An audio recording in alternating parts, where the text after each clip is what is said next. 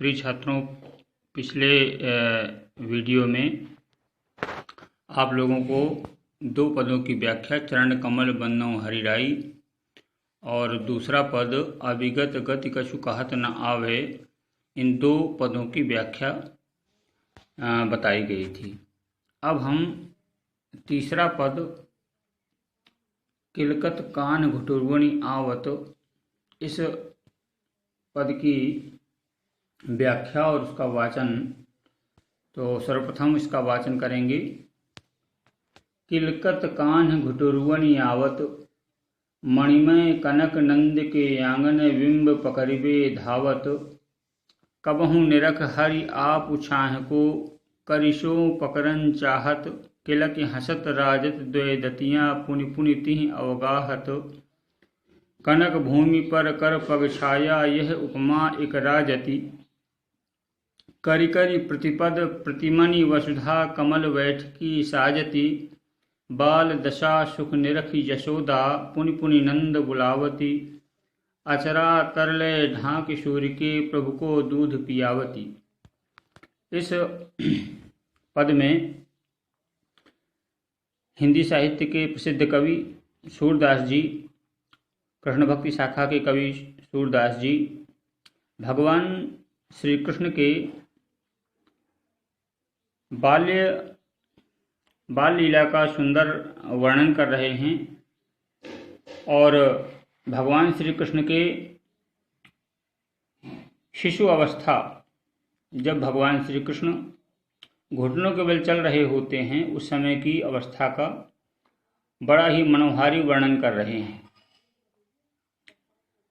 सूरदास जी कहते हैं कि भगवान श्री कृष्ण नंद बाबा के आंगन में क्रीड़ा कर रहे हैं और उनकी छवि किस प्रकार की है।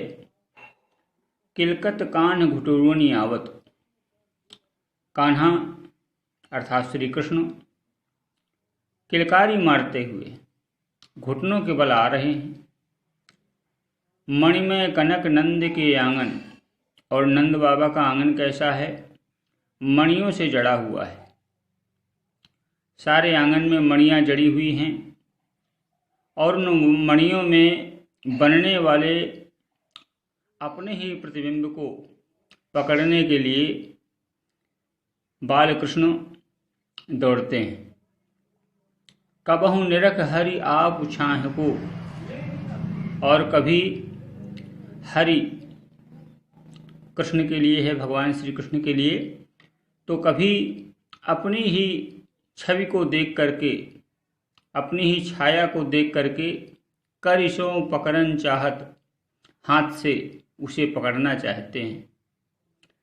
किलक हसत राजत द्वय दतियाँ, और इसी बीच किलकारी मार करके हंसते हैं, जिससे उनके मुख के ऊपर के दोनों दांत बहुत ही सुंदर प्रतीत होते हैं। पुनि पुनि तिहि अवगाहत, बार बार उस छाया को पकड़ना चाहते हैं। अवगाहत माने पकड़ना चाहते हैं, पकड़ते हैं। कनक भूमि पर कर पग छाया, और जो नंद बाबा की के आंगन की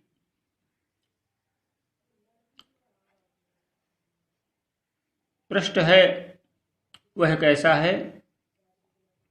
सोने की भूमि है और उसमें भगवान कृष्ण के हाथों और पैरों की छाया बनती है। यह उपमा एक राजति, यह एक ऐसी उपमा है जो बड़ी ही शोभायमान होती है। करि करि प्रतिपद प्रतिमनि वसुधा, और वसुधा माने धरती, भगवान कृष्ण के हाथों और पैरों के लिए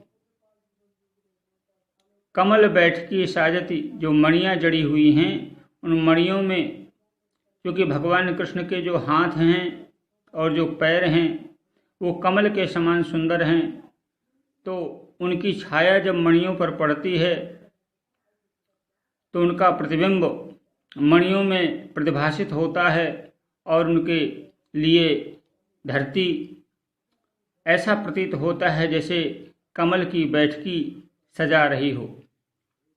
बाल दशा सुख निरख यशोदा।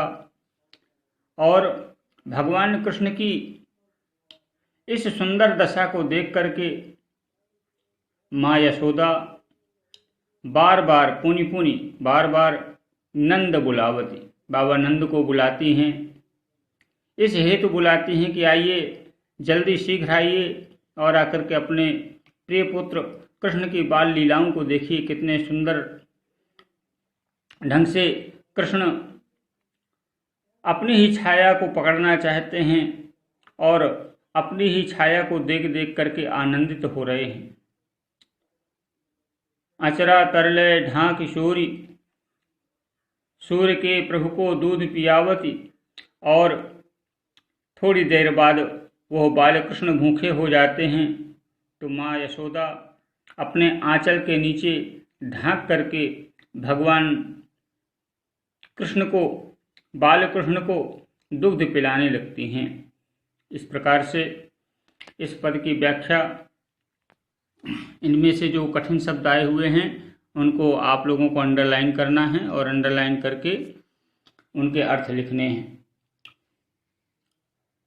इसके बाद चौथा पद है, मैं अपनी सब गाय चरे हूँ, प्रात होत बल के संग जय हूँ, तेरे कहे न रहे हूँ, ग्वाल बाल गायन के भीतर नय कहूँ डर नहीं लागत, आज न सोऊं नंद दुहाई रैन रहूंगो जागत, और ग्वाल सब गाय चरे हैं, मैं घर बैठो रहे हूँ, असूर श्याम तुम सोई रहो अब, प्रात जान मैं दे हूँ। चौथे पद में सूरदास जी भगवान कृष्ण के उस स्वरूप का वर्णन कर रहे हैं जब कृष्ण अब थोड़ा सा बड़े हो गए हैं। अब उन्हें यह संज्ञान हो गया है कि मैं बड़ा हो गया हूँ, मुझे घर के काम में हाथ बटाना चाहिए। तो देखते हैं कि नंद बाबा की बहुत सारी गायें हैं और ग्वाल वाले उन गायों को सुबह लेकर के चराने के लिए जाते हैं। तो माता से कृष्ण हट कर बैठते हैं और हट करते हुए कहते हैं, मैया मैं अपनी सब गाय चराई हूँ, मैया मैं अपनी सभी गायों को चराया करूँगा। भगवान कृष्ण कहते हैं माता यशोदा से कि हे मैया मैं अपनी सभी गायों को चराया करूँगा। प्रात होत बल के संग जय हूँ, प्रात सुबह, सुबह होते ही प्रातः काल होते ही मैं बलराम भैया के साथ जाऊंगा और तेरे कहे न रहे हूँ। मैया अगर तू मना भी करेगी तो तेरे कहने पर मैं यहाँ घर में नहीं रहूँगा। ग्वाल बाल गायन के भीतर, हे मैया आप सोचती हो कि वहाँ मैं डरूंगा, तो ग्वाल बाल गायन के भीतर, ग्वाल बालों के साथ और गायों के बीच में नय कहूँ डर नहीं लागत, बिल्कुल डर नहीं लगता है। आज न सोऊं नंद दुहाई, लेकिन मैया मुझे डर है कि अगर मैं सो गया तो तू मुझे जगाएगी नहीं और सारे ग्वाल बाल गायें लेकर के चले जाएंगे। इसलिए हे मैया आज तो मैं सोऊंगा ही नहीं। और यह मैं सौगंध पूर्वक कहता हूँ, नंद बाबा की सौगंध है कि आज मैं सोऊंगा नहीं, रैनी रहूंगो जागत, पूरी रात जागता रहूंगा। और ग्वाल सब गाय चरे हैं, मैया और सारे ग्वाल बाल गाय चराने जाएंगे और मैं कायर बन करके मैं घर बैठो रही हूँ, मैं घर में बैठा रहूं, यह कदापि नहीं हो सकता। मैया मैं तो अपनी गाय स्वतः मैं खुद चराने जाऊंगा। सूर्य श्याम तुम सोई रहो अब। बालकृष्ण के ऐसे भोले वचनों को सुनकर के मैया यशोदा अपने बालक कृष्ण से कहने लगी, हे श्याम, हे मधुसूदन, तुम सो जाओ, अब प्रात जान मैं दे हूँ, मैं तुझे रोकूंगी नहीं, तुझे प्रातःकाल ग्वाल बालों के साथ गाय चराने जाने दूंगी। इस प्रकार से कृष्ण हठ कर रहे हैं गाय चराने के लिए और मैया तैयार हो गई हैं। उन्होंने स्वीकृति प्रदान कर दी है कि हाँ बेटा, तुम गाय चराने जा सकते हो। अब इसके बाद नीचे वाला पद है 5वां पद, मैया हों न चरे हों गाय। मैया हों न चरे हों गाय, सिगरे ग्वाल घिरावत मोसो, मेरे पाए पिराई। जो न पत्याहे पूछ बलदावी, अपनी सौह देवाई। यह सुनि माई यशोदा, ग्वालिन गारी देती रिशाई। मैं पठवती अपने लरिका को, आवे मन बहिराई। असूर श्याम मेरो अति बालक, मारत ताहि रंगाई। इस पद में सूरदास जी श्री कृष्ण के अब दूसरे स्वरूप का वर्णन करते हैं।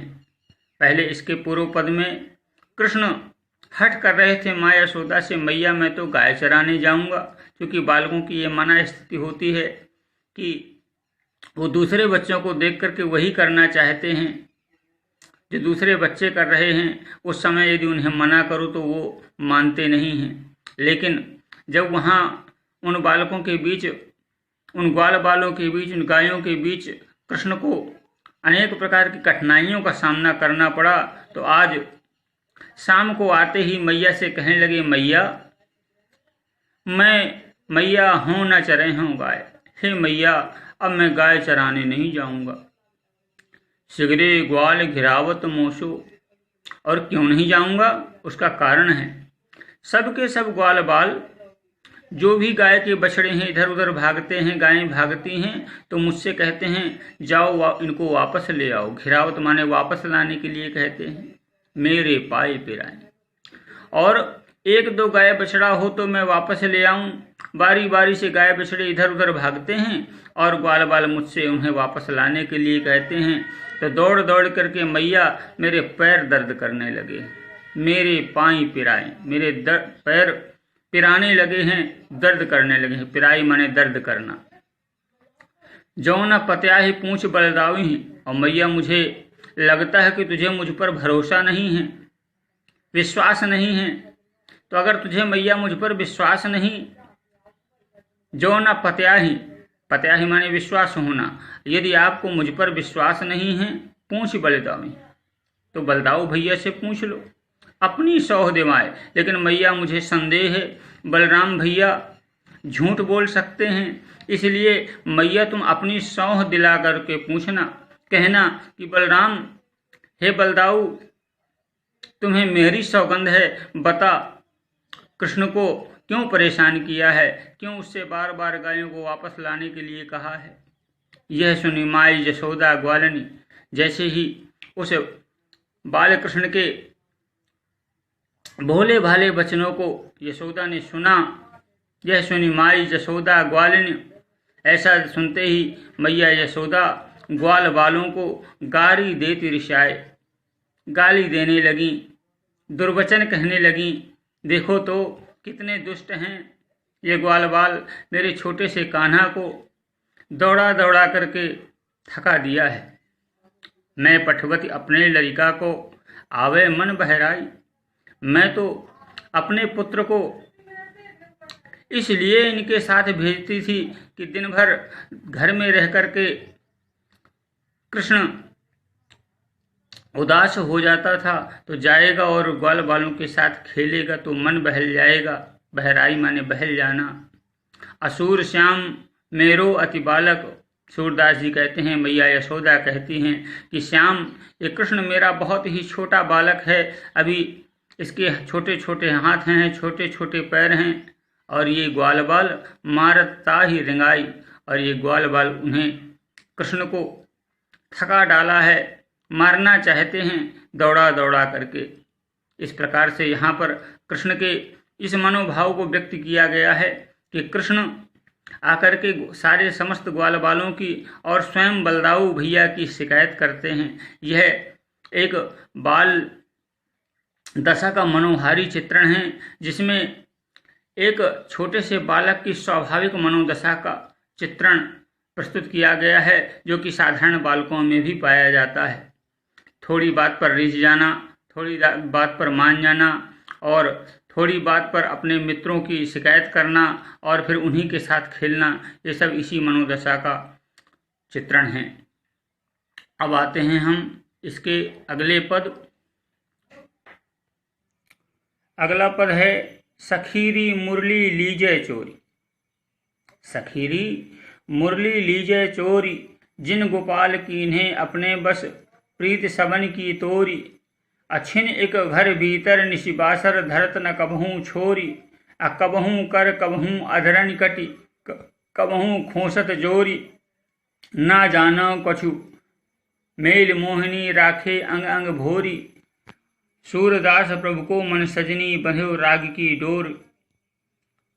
पद नंबर 6। इस पद में सूरदास जी अब कृष्ण थोड़ा और बड़े हो गए हैं, उनके जो खिलौने हैं वो भी अब धीरे धीरे बदल चुके हैं। अब तो कृष्ण ग्वाल बालों के साथ गाय चराने जब जाते हैं तो साथ में मुरली लेकर जाते हैं और उसे बजाने लगे हैं। बड़ी ही मधुर मुरली बजाते हैं। पूरे दिन मुरली उनके कटि प्रदेश में सुशोभित होती रहती है।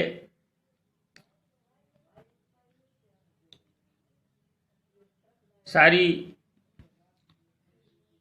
गोपियां कृष्ण के रूप माधुर्य को देखकर, सौंदर्य को देखकर, उस छोटे बाल कृष्ण के सुंदरता को देख करके मोहित हो जाती हैं और कोई गोपी उन्हें अपनी गोदी में लेकर खिलाना चाहती है, कोई कृष्ण को रिझाना चाहती है, कोई कृष्ण को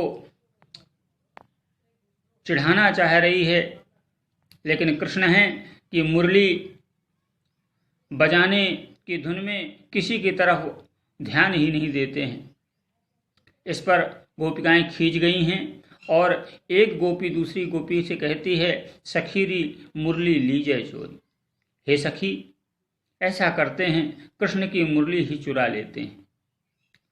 क्यों चुरा लेते हैं? इसलिए चुरा लेते हैं कि जिन गोपाल कीन्हे अपने बस, जिस मुरली ने गोपाल को अर्थात कृष्ण को अपने वश में कर लिया है, प्रीति सबन की तोरी, और वो ऐसी सौत है, ऐसी दुष्ट है मुरली कि उसने सभी के प्रति कृष्ण के मन से प्रीति को तोड़ दिया है। अब कृष्ण के मन में किसी के प्रति भी प्रेम नहीं रहा, किसी के प्रति भी राग नहीं रहा। अब तो कृष्ण का समस्त प्रेम उस मुरली पर ही न्यौछावर हो गया है। छिन एक घर भीतर निशिबासर, छिन एक घर भीतर निशिबासर।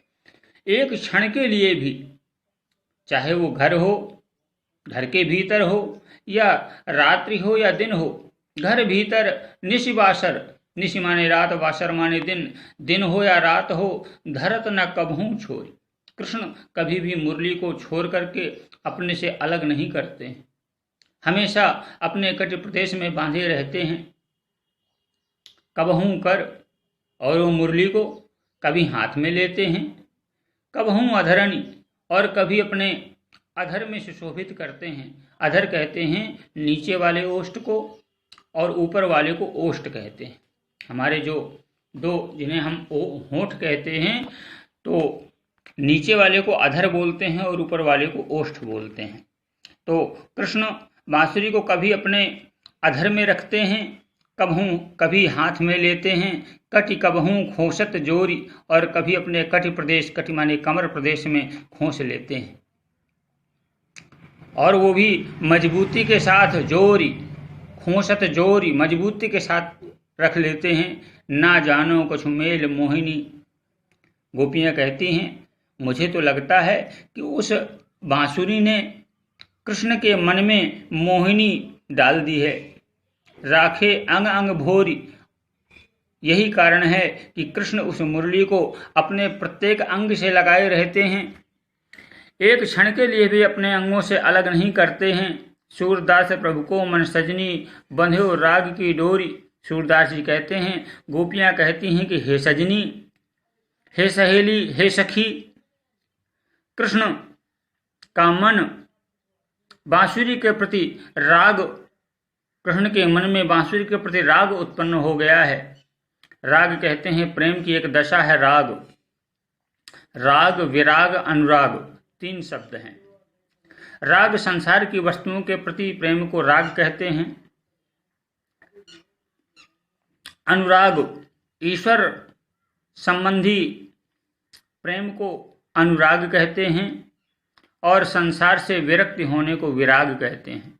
तो यहाँ पर कृष्ण के मन में चूंकि बांसुरी सांसारिक वस्तु है, तो सांसारिक वस्तु के प्रति कृष्ण का प्रेम अत्यधिक बढ़ गया है। इस प्रकार से यहाँ पर गोपियाँ एक दूसरे से शिकायत करती हैं, एक दूसरे से उलाहना करती हैं कि कृष्ण अब हमारे प्रति, कृष्ण का जो व्यवहार है वो एकदम बदल गया है।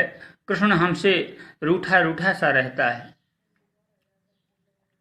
इस प्रकार से 6वें पद की व्याख्या संपन्न हुई। अब अगले वीडियो में आपको अगला पद 7वां उद्धव मोहि ब्रज विस्तरत नाही और इसके बाद के समस्त पदों का वाचन और व्याख्या प्रस्तुत की जाएगी। अब इन 4 पदों से रिलेटेड जो प्रश्न आपकी पाठ्य पुस्तक में दिए गए हैं उनके उत्तर आपको अपनी उत्तर पुस्तिका में लिखना है। प्रश्न इस प्रकार हैं। आप यहाँ से देख सकते हैं प्रश्न नंबर 7 से, चरण कमल बंदम हरिराई पद में सूरदास ईश्वर के कैसे रूप की वंदना करते हैं, पहले पद की व्याख्या में बताया गया था। 8वां प्रश्न है, सूरदास जी के वात्सल्य संबंधी पदों के आधार पर सूर के वात्सल्य वर्णन की विवेचना कीजिए। 9वां प्रश्न, सूरदास सूर सागर में वर्णित उद्धव गोपी संवाद प्रसंग भ्रमर गीत के नाम से प्रसिद्ध है, क्यों, स्पष्ट करें। 10वां प्रश्न है, गोपियां कृष्ण की मुरली चुरा लेना चाहती हैं, क्यों। 6वें पद में इसका उत्तर छिपा हुआ है। और 11वां प्रश्न है, 11वां पद किस अवसर का है, कौन किससे कह रहा है। तो इस पद की व्याख्या अभी नहीं की गई है, इसलिए आपको केवल इसमें से 7वां, 8वां, 9वां और 10वां इन प्रश्नों के उत्तर आपको अपनी कॉपी में लिपिबद्ध करने हैं। इसके अतिरिक्त उक्त पदों की व्याख्या भी लिखने का प्रयास करना है, क्योंकि व्याख्या लिखने का तरीका हमने प्रथम वीडियो में बताया कि सबसे पहले संकेत, फिर संदर्भ, फिर प्रसंग और फिर व्याख्या लिखी जानी है। इसके अतिरिक्त यदि किसी प्रकार का कोई संदेह है इन पदों में, तो आप वर्चुअल क्लासेस के अंतर्गत व्हाट्सएप के माध्यम से प्रश्न पूछ सकते हैं, या जूम ऐप के थ्रू जो आपसे बातचीत होती है उस समय आप अपने इन समस्त प्रश्नों के उत्तर प्राप्त कर सकते हैं। धन्यवाद।